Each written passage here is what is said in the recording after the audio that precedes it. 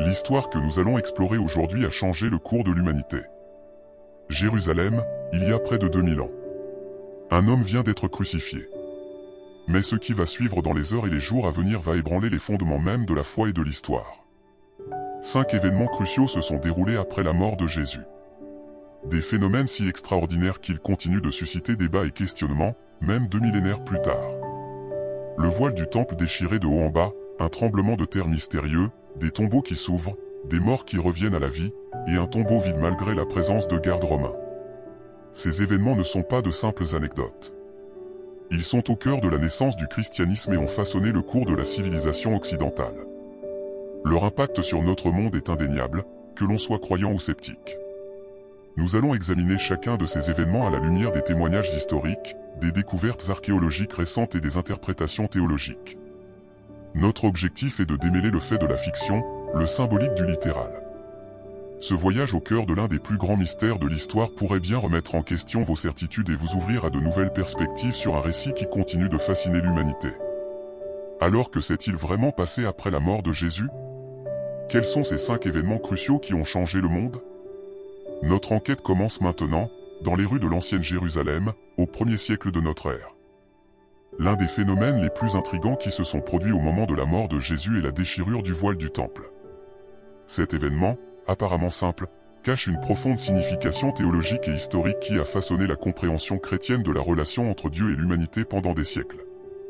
Pour comprendre pleinement l'importance de cet événement, nous devons d'abord nous plonger dans l'histoire et la signification du temple de Jérusalem. Ce magnifique édifice était bien plus qu'un simple lieu de culte. Il était considéré comme le point focal de la présence divine sur terre, le lieu où le ciel et la terre se rencontraient. Le temple de Jérusalem avait une histoire riche et mouvementée. Le premier temple, construit par le roi Salomon vers 960 avant Jésus-Christ, avait été détruit par les Babyloniens en 586 avant Jésus-Christ. Le second temple, reconstruit après l'exil babylonien, avait été considérablement agrandi et embelli par Hérode le Grand peu avant la naissance de Jésus. C'est ce temple, dans toute sa splendeur, qui était au cœur de la vie religieuse juive au temps de Jésus. L'architecture du temple était conçue pour refléter la sainteté croissante à mesure qu'on s'approchait du centre. Des cours extérieurs accessibles à tous, on passait à des zones de plus en plus restreintes, jusqu'au Saint des Saints, le lieu le plus sacré de tous. C'est ici que se trouvait autrefois l'Arche d'Alliance, et c'est ici que le grand prêtre entrait une fois par an, le jour du Yom Kippour, pour faire l'expiation des péchés du peuple. Le voile du temple séparait le Saint des Saints du reste du sanctuaire. Ce n'était pas un simple rideau, mais une merveille d'artisanat et de symbolisme. Selon les sources historiques, notamment les écrits de Flavius Joseph, historien juif du 1er siècle, ce voile était une structure impressionnante. Il était tissé de lin fin, avec des fils de couleur bleue, pourpre et écarlate, créant des motifs complexes. Son épaisseur était remarquable, environ la largeur d'une main, le rendant pratiquement impossible à déchirer par la force humaine. Il mesurait environ 18 mètres de haut et 9 mètres de large, couvrant l'entrée du Saint des Saints du sol au plafond. La fonction de ce voile était claire, il servait de barrière entre le profane et le sacré, entre l'homme et Dieu. Il symbolisait la séparation entre un Dieu saint et l'humanité pécheresse. Seul le grand prêtre pouvait passer derrière ce voile, et seulement une fois par an, lors de la fête du Yom Kippour. C'est dans ce contexte que l'événement rapporté par les évangiles prend toute son importance. Au moment précis où Jésus expira sur la croix, ce voile massif se serait déchiré en deux, de haut en bas. L'évangile de Matthieu décrit cet événement ainsi, et voici, le voile du temple se déchira en deux, du haut en bas, la terre trembla, les rochers se fendirent, Matthieu 27, 51. La signification théologique de cet événement est profonde et multidimensionnelle. Pour les premiers chrétiens, ce phénomène était chargé de sens symbolique. La déchirure du voile signifiait que la barrière entre Dieu et l'homme venait d'être supprimée. L'accès à Dieu, autrefois réservé au seul grand prêtre une fois par an, devenait désormais possible pour tous. Cette interprétation a profondément influencé la théologie chrétienne naissante. Elle a marqué un changement radical dans la compréhension de la relation entre Dieu et l'humanité.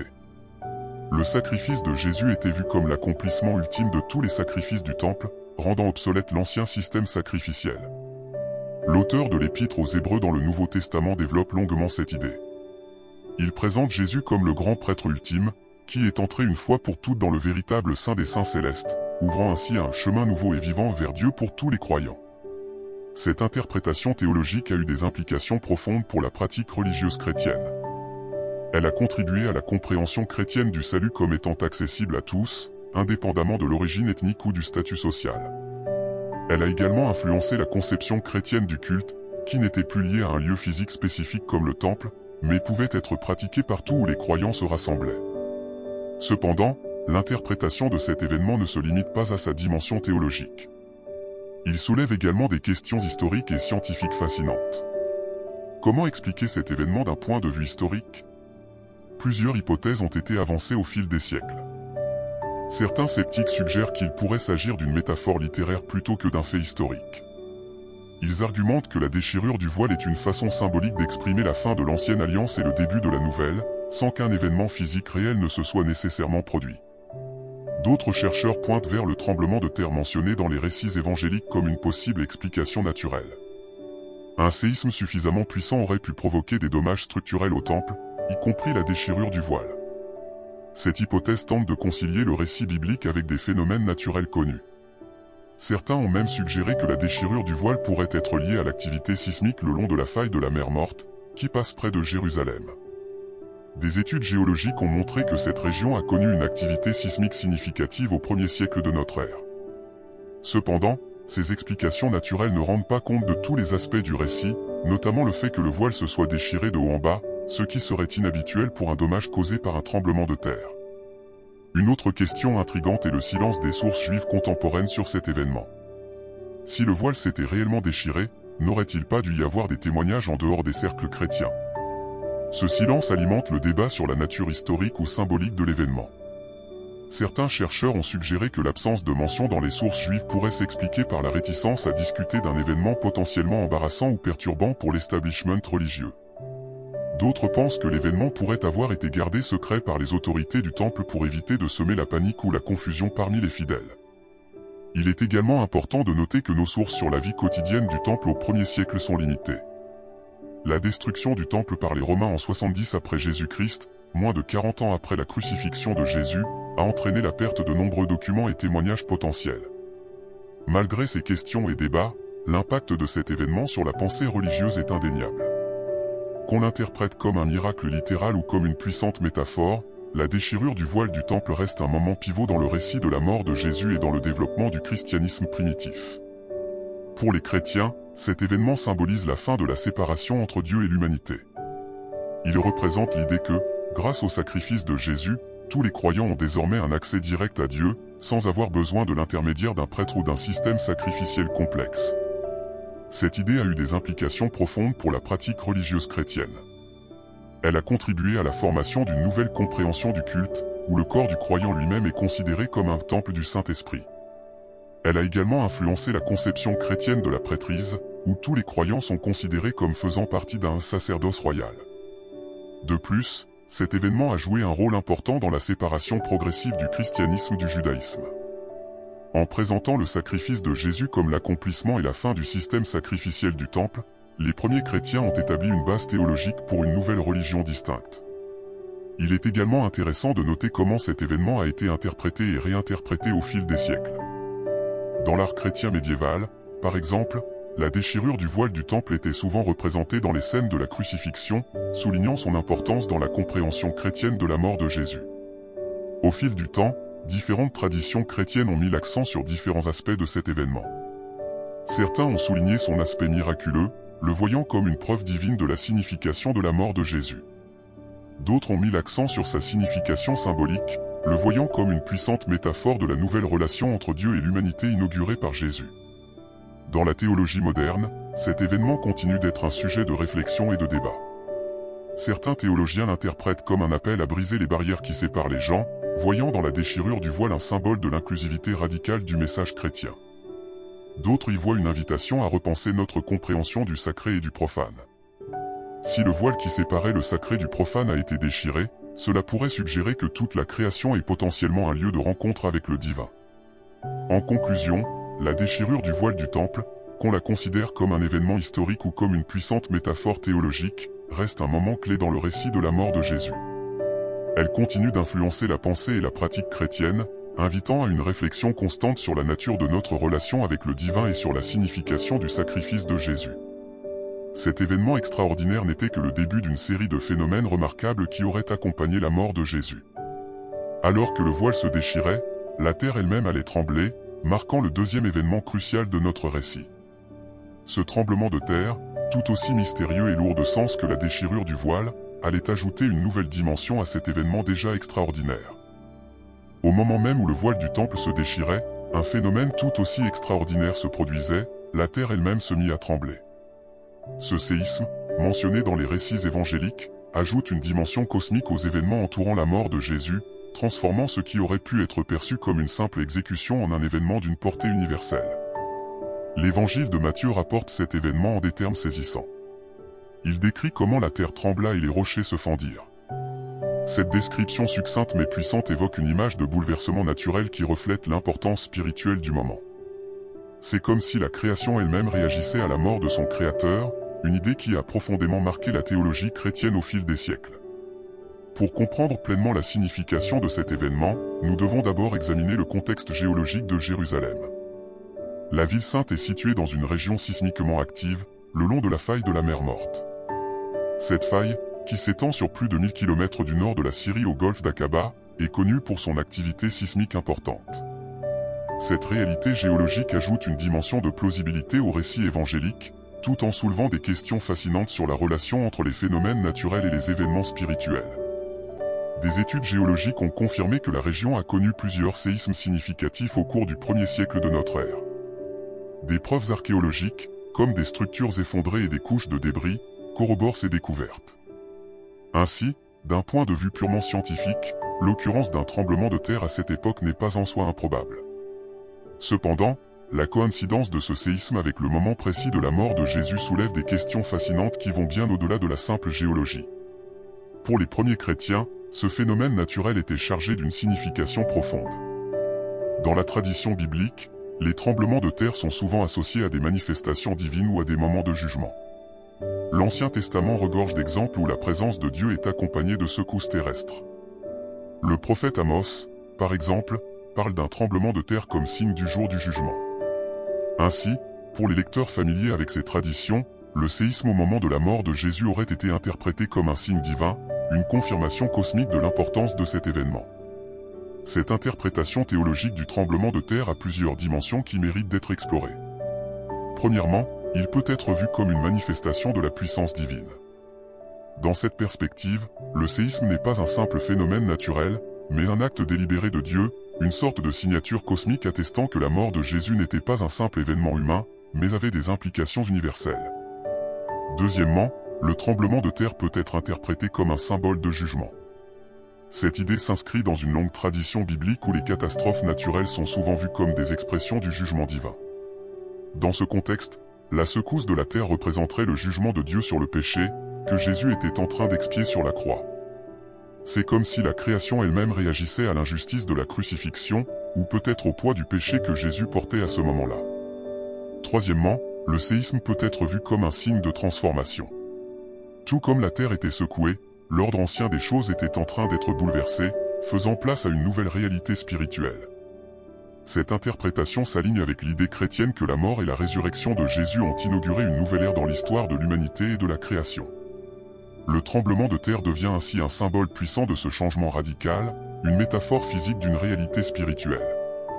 Ces interprétations théologiques ont eu un impact profond sur la compréhension chrétienne de la mort de Jésus. Elles ont contribué à présenter cet événement non pas comme une simple exécution politique, mais comme un moment de signification cosmique, ayant des implications pour toute la création. Cette vision a influencé non seulement la théologie, mais aussi l'art, la littérature et la culture chrétienne au sens large. Cependant, l'interprétation de cet événement ne se limite pas à sa dimension théologique. Il soulève également des questions historiques et scientifiques fascinantes qui méritent une exploration approfondie. Comment pouvons-nous comprendre ce phénomène d'un point de vue historique et scientifique? Quelles preuves avons-nous de son occurrence, et comment pouvons-nous les interpréter? Certains chercheurs ont tenté de corréler le récit évangélique avec des preuves géologiques. Des études ont été menées sur les sédiments du fond de la mer Morte, qui peuvent fournir des indices sur l'activité sismique passée. Ces sédiments, déposés au fil des siècles, forment des couches distinctes qui peuvent être datées et analysées. Certaines de ces études ont suggéré qu'un tremblement de terre significatif aurait pu se produire dans la région à l'époque généralement acceptée pour la crucifixion de Jésus. Ces découvertes sont intrigantes, mais il est important de les interpréter avec prudence. La datation précise des événements géologiques anciens reste un défi, et la corrélation entre un séisme spécifique et un événement historique particulier est toujours sujette à interprétation. Néanmoins, ces études géologiques offrent une perspective fascinante sur la possibilité d'un fondement historique au récit évangélique. D'autres chercheurs ont examiné les preuves archéologiques de dommages sismiques dans les structures anciennes de Jérusalem et des environs. Des fissures dans les roches et des couches de débris datant de cette période ont été identifiées, ce qui pourrait corroborer l'occurrence d'un séisme. Ces découvertes archéologiques sont particulièrement intéressantes car elles fournissent des preuves tangibles de l'activité sismique dans la région à l'époque en question. Cependant, il est important de noter que même si un tremblement de terre s'est effectivement produit à cette époque, cela ne prouve pas nécessairement qu'il s'est produit exactement au moment de la mort de Jésus, comme le suggère le récit évangélique. La coïncidence exacte entre un événement géologique et un moment historique précis est difficile à établir avec certitude, surtout après tant de siècles. Une autre approche consiste à examiner les récits historiques de l'époque. Curieusement, en dehors des évangiles, nous ne trouvons pas de mention directe d'un tremblement de terre majeur à Jérusalem à cette période précise. Cette absence de corroboration dans d'autres sources historiques a conduit certains chercheurs à suggérer que le séisme mentionné dans les évangiles pourrait être une métaphore littéraire plutôt qu'un événement littéral. Dans cette interprétation, le tremblement de terre serait un dispositif littéraire utilisé pour souligner l'importance cosmique de la mort de Jésus, plutôt qu'un compte-rendu d'un événement physique réel. Cette approche s'inscrit dans une tradition littéraire où les phénomènes naturels sont souvent utilisés pour souligner l'importance d'événements historiques ou spirituels. On trouve des exemples similaires dans de nombreuses cultures anciennes, où des événements cosmiques sont associés à des moments historiques cruciaux. Cependant, l'absence de corroboration dans d'autres sources historiques ne prouve pas nécessairement que l'événement n'a pas eu lieu. Les sources historiques de cette période sont limitées, et un tremblement de terre localisé pourrait ne pas avoir été jugé suffisamment important pour être mentionné dans les chroniques de l'époque, surtout s'il n'a pas causé de dommages majeurs. De plus, dans un monde où les communications étaient lentes et limitées, un événement local pouvait facilement passer inaperçu dans les récits historiques plus larges. Il est également important de considérer la nature des récits évangéliques eux-mêmes. Ces textes n'ont pas été écrits comme des chroniques historiques au sens moderne du terme, mais comme des témoignages de foi visant à transmettre une vérité spirituelle. Ainsi, la précision littérale des détails physiques pourrait avoir été moins importante pour les auteurs que la signification spirituelle des événements décrits. Cela ne signifie pas nécessairement que les événements décrits n'ont pas eu lieu, mais plutôt. Alors que la terre tremblait et que le voile du temple se déchirait, un phénomène encore plus extraordinaire se produisait, les tombeaux s'ouvraient et des corps de saints endormis se réveillaient. Cet événement, peut-être le plus mystérieux et le plus difficile à interpréter de tous ceux entourant la mort de Jésus, ajoute une dimension surnaturelle à ce récit déjà extraordinaire. L'évangile de Matthieu rapporte cet événement en des termes saisissants. Il décrit comment les tombeaux s'ouvrirent et comment de nombreux corps de saints qui étaient morts ressuscitèrent. Ce récit, bref mais puissant, soulève de nombreuses questions et a été l'objet de débats théologiques et historiques pendant des siècles.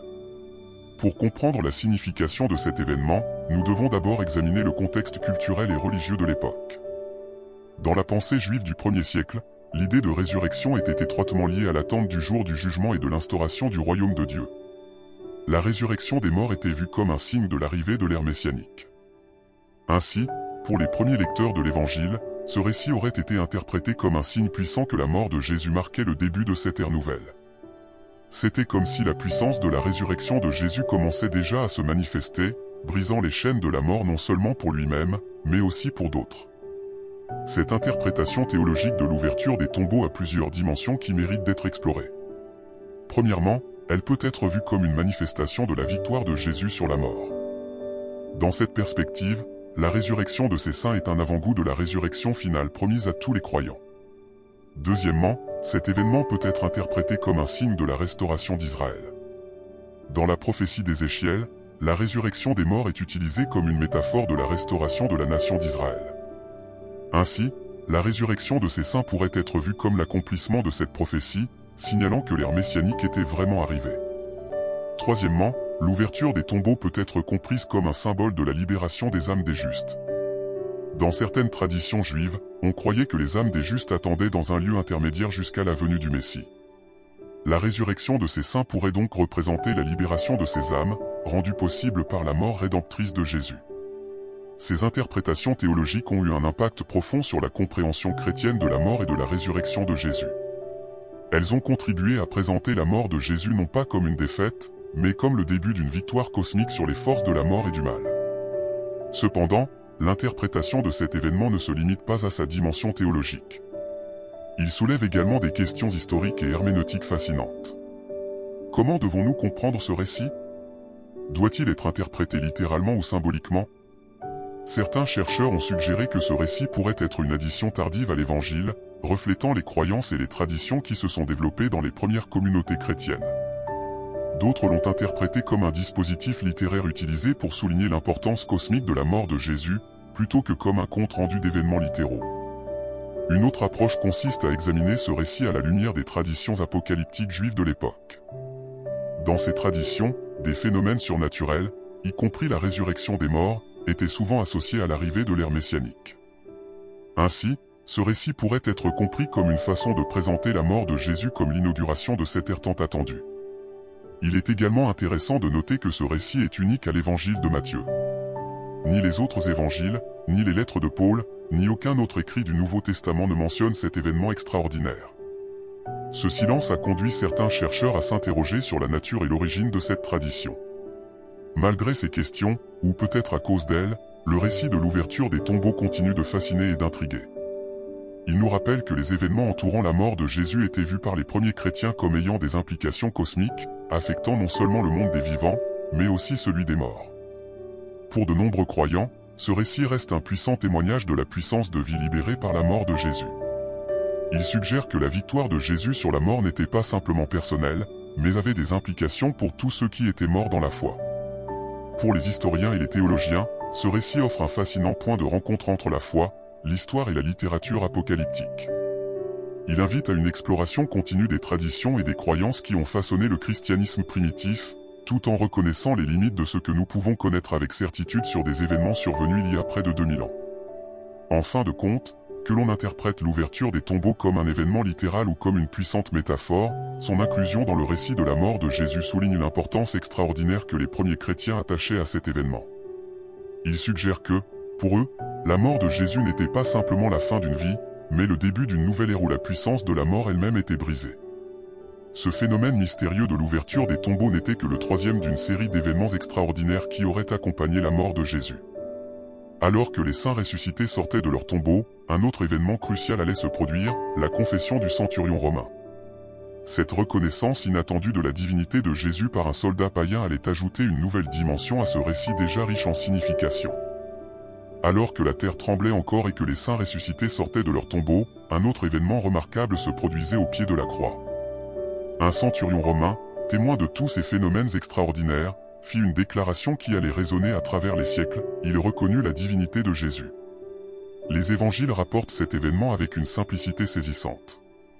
Le centurion, voyant ce qui s'était passé, glorifia Dieu et déclara que cet homme était vraiment le Fils de Dieu. Cette confession, venant d'un soldat païen, ajoute une dimension profondément humaine et universelle à ce récit déjà chargé de signification cosmique. Pour comprendre pleinement l'importance de cette confession, nous devons d'abord examiner le contexte historique et culturel dans lequel elle s'est produite. Les centurions étaient des officiers expérimentés de l'armée romaine, responsables d'une centaine d'hommes. Ils étaient respectés pour leur courage, leur leadership et leur discipline. Dans la hiérarchie militaire romaine, les centurions occupaient une position intermédiaire cruciale, servant de lien entre les soldats ordinaires et les officiers supérieurs. Le rôle des centurions allait bien au-delà du simple commandement militaire. Ils étaient souvent chargés de tâches administratives et judiciaires dans les territoires occupés par Rome. Leur présence lors des exécutions, comme celle de Jésus, n'était donc pas inhabituelle. Ils étaient là pour maintenir l'ordre et s'assurer que les sentences étaient exécutées conformément à la loi romaine. Dans le contexte spécifique de la crucifixion de Jésus, le centurion aurait été chargé de superviser l'ensemble du processus d'exécution. Cela incluait la vérification de l'identité du condamné, la surveillance du parcours jusqu'au lieu d'exécution, la supervision de la crucifixion elle-même, et finalement la confirmation de la mort du condamné. C'était un travail qui exigeait à la fois de la rigueur et une certaine insensibilité à la souffrance humaine. Il est important de noter que les centurions, en tant que représentants de l'Empire romain, étaient généralement considérés comme des ennemis par la population juive de l'époque. Ils symbolisaient l'occupation étrangère et l'oppression. Le fait qu'un tel homme reconnaisse la divinité de Jésus ajoute donc une couche supplémentaire de signification à cet événement. La confession du centurion, telle qu'elle est rapportée dans les évangiles, a plusieurs dimensions qui méritent d'être explorées en profondeur. Premièrement, elle peut être vue comme une reconnaissance de l'innocence de Jésus. Dans l'évangile de Luc, le centurion déclare que cet homme était certainement innocent. Cette déclaration est particulièrement poignante venant d'un homme qui avait probablement assisté à de nombreuses exécutions dans sa carrière. Elle souligne l'injustice de la crucifixion et renforce l'idée que Jésus est mort non pour ses propres péchés, mais pour ceux des autres. Deuxièmement, la confession du centurion peut être interprétée comme une reconnaissance de la divinité de Jésus. En déclarant que Jésus était le Fils de Dieu, le centurion exprime une compréhension qui va bien au-delà de ce qu'on pourrait attendre d'un soldat romain païen. Cette déclaration est d'autant plus remarquable qu'elle vient d'un représentant du pouvoir qui a ordonné l'exécution de Jésus. Elle suggère que quelque chose dans la manière dont Jésus est mort a convaincu cet homme endurci que Jésus n'était pas un criminel ordinaire, mais quelqu'un de véritablement extraordinaire. Il est intéressant de noter que dans la culture romaine, l'idée de Fils de Dieu n'était pas totalement étrangère.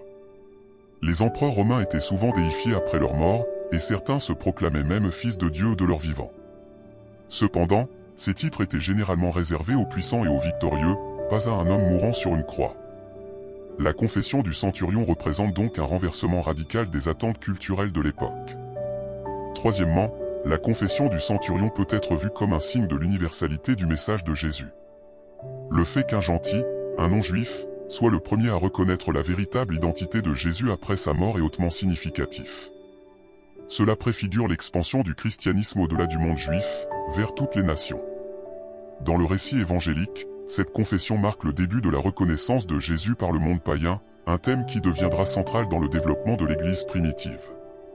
Ces interprétations théologiques ont eu un impact profond sur la compréhension chrétienne de la mort de Jésus. Elles ont contribué à présenter la crucifixion non pas comme une défaite, mais comme un moment de révélation divine, capable de toucher même ceux qui semblaient les plus éloignés de la foi juive. La confession du centurion est devenue un symbole puissant de la capacité de la croix à transformer les cœurs et les esprits, même dans les circonstances les plus improbables. Cependant, l'interprétation de cet événement ne se limite pas à sa dimension théologique. Il soulève également des questions historiques et littéraires fascinantes qui ont occupé les chercheurs pendant des siècles. Comment devons-nous comprendre ce récit? S'agit-il d'un compte rendu historique fidèle ou d'une construction littéraire visant à transmettre une vérité théologique? Certains chercheurs ont suggéré que la confession du centurion pourrait être une création littéraire des évangélistes, visant à souligner la signification universelle de la mort de Jésus. Ils argumentent que cette confession correspond trop parfaitement aux objectifs théologiques des évangiles pour être une simple coïncidence historique. Dans cette perspective, le centurion serait une figure symbolique, représentant la future conversion du monde païen au christianisme. D'autres chercheurs, cependant, ont argumenté en faveur de la plausibilité historique de cet événement.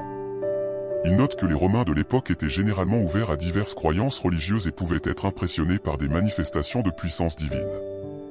De plus, l'inclusion d'un détail aussi spécifique est potentiellement controversée, un officier romain reconnaissant la divinité d'un juif exécuté, pourrait suggérer une base dans la tradition historique. Il est également intéressant de noter les légères variations dans la façon dont les différents évangiles rapportent la confession du centurion. Dans l'évangile de Marc, le centurion déclare « Vraiment, cet homme était le Fils de Dieu ». Dans Matthieu, la déclaration est similaire. Luc, cependant, rapporte que le centurion a dit « Certainement, cet homme était innocent ». Ces nuances reflètent peut-être les perspectives théologiques particulières de chaque évangéliste, ou pourraient indiquer l'existence de différentes traditions orales sur cet événement. Ces variations soulèvent des questions fascinantes sur la transmission et l'interprétation des traditions orales dans le christianisme primitif. Comment ces récits ont-ils été préservés et transmis? Comment ont-ils été adaptés pour répondre aux besoins théologiques et pastoraux des différentes communautés chrétiennes naissantes? Un autre aspect intéressant à considérer est la façon dont la figure du centurion a été interprétée et utilisée dans la tradition chrétienne ultérieure. Dans certaines traditions, le centurion a reçu un nom, Longinus, et est devenu un saint, symbolisant la conversion du monde païen au christianisme.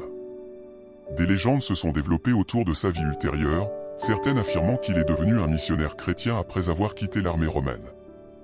Cette élaboration de la figure du centurion dans la tradition chrétienne illustre la puissance de ce moment dans l'imagination religieuse.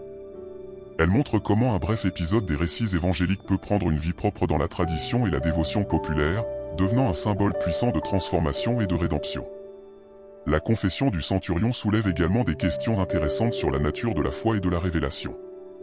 Comment cet homme, qui n'avait probablement que peu ou pas de connaissances préalables de Jésus ou des prophéties messianiques juives, a-t-il pu arriver à une telle conclusion? Cela suggère-t-il une forme de révélation divine directe? Ou est-ce simplement le résultat d'une réaction humaine face à des événements extraordinaires? Ces questions touchent au cœur de la compréhension chrétienne de la façon dont Dieu se révèle aux humains. Elles suggèrent que la révélation divine peut se produire de manière inattendue, même dans les circonstances les plus sombres et les plus improbables. La confession du centurion a également des implications importantes pour la compréhension chrétienne de la mission et de l'évangélisation. Elle suggère que le message de l'évangile a le pouvoir de transcender les barrières culturelles, sociales et religieuses. Cette idée a joué un rôle crucial dans l'expansion du christianisme au-delà de ses racines juives, devenant une religion véritablement universelle.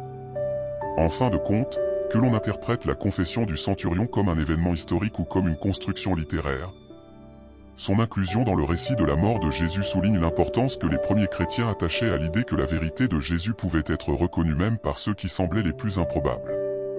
Elle reste un puissant symbole de la capacité de la croix à transformer les vies et à révéler la vérité divine, même dans les circonstances les plus inattendues. Cette confession inattendue n'était que le quatrième d'une série d'événements extraordinaires qui auraient accompagné la mort de Jésus. Alors que le centurion prononçait ces mots lourds de sens, un autre événement crucial allait se produire, la mise au tombeau de Jésus. Cet acte final de respect et de dévotion allait préparer le terrain pour l'événement le plus extraordinaire de tous, la résurrection.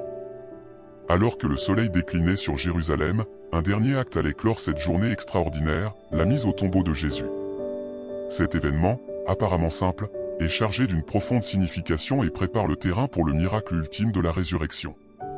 La mise au tombeau représente non seulement la conclusion des événements tragiques de la crucifixion, mais aussi un moment de transition crucial dans le récit évangélique. Les évangiles nous racontent comment Joseph d'Arimathie, un membre respecté du Sanhédrin qui était secrètement disciple de Jésus, demanda à Pilate le corps de Jésus. Cette demande, en apparence anodine, était en réalité un acte de grand courage et de dévotion. Dans le contexte politique et religieux tendu de l'époque, s'associer publiquement à un homme qui venait d'être exécuté pour sédition était extrêmement risqué. Joseph d'Arimathie est décrit dans les évangiles comme un homme riche et influent, un membre respecté du Sanhédrin, le Conseil suprême juif. Sa position sociale lui donnait accès à Pilate, le gouverneur romain, ce qui lui permit de demander le corps de Jésus.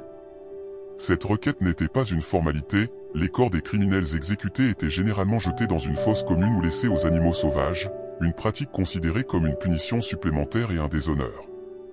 Le fait que Pilate ait accédé à la demande de Joseph est remarquable en soi. Cela pourrait indiquer que Pilate avait des doutes sur la culpabilité de Jésus, ou qu'il cherchait à apaiser les tensions avec l'élite juive après une exécution controversée. Quoi qu'il en soit, cette décision a permis à Jésus de recevoir un enterrement digne, contrairement à la plupart des victimes de la crucifixion romaine. L'évangile de Jean ajoute un détail intéressant, Nicodème, un autre membre du Sanhédrin qui avait précédemment rencontré Jésus en secret, se joint à Joseph pour préparer le corps. Nicodème apporte une quantité impressionnante d'aromates, environ 100 livres de myrrhe et d'aloès, pour embaumer le corps. Cette quantité, digne d'un roi, souligne le respect et l'honneur accordés à Jésus, même dans la mort. La présence de ces deux hommes, Joseph et Nicodème, tous deux membres du conseil qui avaient condamné Jésus, ajoute une dimension fascinante au récit. Leur acte de dévotion était non seulement risqué, mais aussi potentiellement compromettant pour leur position sociale et religieuse. Leur décision de s'occuper du corps de Jésus témoigne de leur foi et de leur courage, même face à l'opposition de leur père. Cela soulève des questions intéressantes sur la diversité des opinions au sein du Sanhédrin concernant Jésus, et sur l'impact que son enseignement et sa personne avaient eu même parmi l'élite religieuse de Jérusalem. La préparation du corps de Jésus pour l'enterrement était un processus élaboré qui mérite une attention particulière. Selon les coutumes juives de l'époque, le corps devait être lavé et oint d'huile et d'aromates avant d'être enveloppé dans des linges. Ce processus avait plusieurs objectifs, il exprimait le respect pour le défunt, masquait l'odeur de la décomposition, et avait une signification symbolique de purification. L'utilisation de myrrhe et d'aloès, mentionnée dans l'évangile de Jean, est particulièrement significative. La myrrhe, une résine aromatique, était utilisé dans les rituels sacrés et l'embaumement depuis des millénaires. Son utilisation lors de l'enterrement de Jésus rappelle le don des mages à sa naissance, créant un lien symbolique entre le début et la fin de sa vie terrestre. L'aloès, quant à lui, était apprécié pour ses propriétés de conservation et son parfum agréable. Le fait que ces aromates précieux aient été utilisés en si grande quantité pour l'enterrement de Jésus est remarquable. Une telle pratique était généralement réservée aux personnes de très haut rang, comme les rois ou les grands prêtres. Cela souligne non seulement le respect que Joseph et Nicodème avaient pour Jésus, mais aussi peut-être leur compréhension de son statut messianique. Le corps de Jésus fut enveloppé de linge, avec les aromates, selon la coutume juive d'enterrement. Ce processus, réalisé avec soin et révérence, contraste fortement avec la brutalité de la crucifixion qui l'avait précédé. C'était un dernier acte d'amour et de respect envers celui que beaucoup avaient suivi comme leur maître. La manière dont le corps était enveloppé est décrite avec quelques variations dans les différents évangiles, ce qui a conduit à de nombreuses discussions théologiques et historiques sur les pratiques funéraires exactes de l'époque. Le choix du lieu d'enterrement est un autre aspect crucial du récit. Joseph offrit son propre tombeau neuf, taillé dans le roc, situé dans un jardin près du lieu de la crucifixion. L'utilisation d'un tombeau neuf, qui n'avait jamais servi, était considérée comme un grand honneur. Ce détail, mentionné dans les évangiles, souligne à nouveau le statut spécial accordé à Jésus, même par ceux qui n'avaient pas ouvertement été ses disciples durant sa vie. Le fait que le tombeau soit taillé dans le roc est un détail important. Les tombeaux creusés dans la roche étaient coûteux et généralement réservés aux familles riches. Ils étaient conçus pour être des lieux de sépulture permanents, contrairement aux tombes creusées dans le sol. Ce type de tombeau comportait généralement une chambre funéraire principale, parfois avec des niches ou des banquettes pour déposer les corps. L'entrée était fermée par une grande pierre ronde qui pouvait être roulée devant l'ouverture. La localisation du tombeau dans un jardin près du lieu de la crucifixion a également une signification symbolique. Dans la tradition juive, les jardins étaient souvent associés au paradis. Cette association crée un lien puissant entre la mort de Jésus et l'idée de restauration et de nouvelle création. De plus, la proximité du tombeau avec le lieu de la crucifixion souligne la rapidité avec laquelle l'enterrement a dû être effectué, en raison de l'approche du sabbat. La hâte avec laquelle l'enterrement fut réalisé est un autre aspect important du récit. Le sabbat approchait, et selon la loi juive, aucun travail, y compris l'enterrement des morts, ne pouvait être effectué pendant le sabbat. Cette contrainte de temps ajoute un élément de tension dramatique au récit et explique pourquoi certains aspects de la préparation du corps furent peut-être laissés inachevés. Cette hâte explique également pourquoi les femmes disciples de Jésus prévoyaient de revenir après le sabbat pour compléter l'embaumement du corps, un détail qui joue un rôle crucial dans le récit de la découverte du tombeau vide. La présence des femmes disciples de Jésus lors de l'enterrement est un détail important mentionné dans les évangiles synoptiques. Ces femmes, qui avaient suivi Jésus depuis la Galilée, observèrent attentivement où le corps était déposé. Leur présence et leur attention aux détails de l'enterrement jouent un rôle crucial dans le récit de la découverte du tombeau vide le matin de Pâques. Ce détail souligne également le rôle important que les femmes jouaient dans le mouvement de Jésus, un aspect souvent négligé dans les interprétations traditionnelles. La mise au tombeau de Jésus est chargée de symbolisme théologique qui a été exploré et développé par les théologiens chrétiens au fil des siècles. Dans la tradition chrétienne, elle est vue comme l'accomplissement de la prophétie d'Isaïe qui parlait du Messie étant avec le riche dans sa mort. Cette interprétation souligne comment même les détails apparemment mineurs de la vie et de la mort de Jésus étaient vus comme faisant partie d'un plan divin plus large. L'enterrement symbolise également la réalité de la mort de Jésus, contredisant toute théorie selon laquelle il aurait simplement simulé sa mort sur la croix. Cette affirmation de la réalité de la mort de Jésus est cruciale pour la théologie chrétienne, car elle souligne la plénitude de son identification avec l'humanité et la profondeur de son sacrifice. De plus, l'enterrement de Jésus dans un tombeau neuf a été interprété comme un signe de sa singularité. Tout comme il était né d'une vierge, il fut enterré dans un tombeau vierge, soulignant son caractère unique du début à la fin de sa vie terrestre. Cette interprétation renforce l'idée que Jésus était différent de tous les autres hommes, même dans sa mort. Le tombeau lui-même devient un symbole puissant dans la théologie chrétienne. Il représente le point le plus bas de l'humiliation du Christ, l'aboutissement de son identification totale avec l'humanité déchue.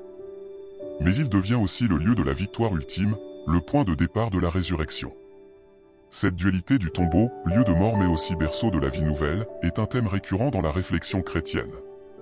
L'acte de Joseph et Nicodème a également été interprété comme un modèle de discipulat courageux.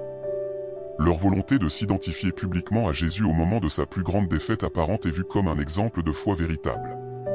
Leur action rappelle aux croyants que suivre Jésus peut parfois nécessiter de prendre des risques et de s'opposer aux attentes de la société. La mise au tombeau marque une pause dans le récit, un moment de calme après la tempête de la crucifixion et avant le miracle de la résurrection. C'est un moment de transition, de deuil pour les disciples, mais aussi un moment d'attente inconsciente pour ceux qui allaient suivre. Ce temps d'entre-deux a été l'objet de nombreuses réflexions théologiques, notamment autour du concept de la descente aux enfers mentionné dans le credo des apôtres. Pour les premiers chrétiens, la mise au tombeau de Jésus était plus qu'un simple fait historique. Elle est devenue partie intégrante de leur proclamation de l'Évangile. Paul, dans sa première lettre aux Corinthiens, inclut l'enterrement de Jésus comme l'un des éléments essentiels de l'Évangile, aux côtés de sa mort et de sa résurrection. Cette inclusion souligne l'importance que les premiers chrétiens accordaient à cet événement dans leur compréhension de l'œuvre salvifique de Jésus. Dans la liturgie et la spiritualité chrétienne, la mise au tombeau de Jésus est commémorée le samedi saint, jour de silence et d'attente entre la crucifixion du vendredi saint et la résurrection du dimanche de Pâques. Ce jour est souvent associé à la descente du Christ aux enfers, un concept qui a pris de l'importance dans la théologie chrétienne ultérieure.